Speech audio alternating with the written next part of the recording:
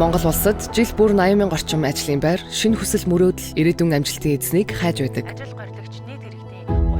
Гэхдээ зөвхөн мэдлэг ур чадвар, хүсэл тэмүүллээрээ ялгарч чадсан нь тэрхүү гайхалтай аяллаа тасалбарын эзэн болдог. Централ телевиз ажлын ярилцлага гэж яг юу болдгийг боддоор харуулах The Job Interview reality show нэвтрүүлгийг Монголд анх удаа нэвтрүүлэх гэж байна. Өнөөдөр 4 кандидаттай. Энд дээр алдсан болов эсвэл төгссөн болов. Сонирхолтой энд юу сурсан бол та асууя да. Баскетбол спорт гэж шүү. Бэн. За ойлголоо.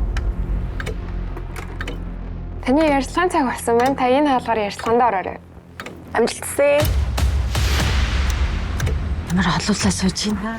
Яагаад бид нар чамааг авах хэрэгтэй вэ?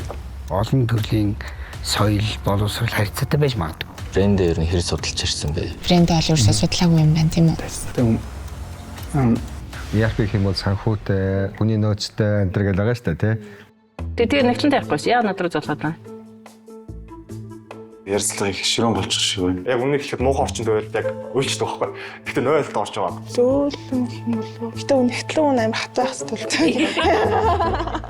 За $48,000. Гүнзгий амсаач нэг. Аха. Энэ ажлын байр нь тэнцэхгүй л байх таа гэж бодож байна. Бодит ярилцлага, бодит боломж.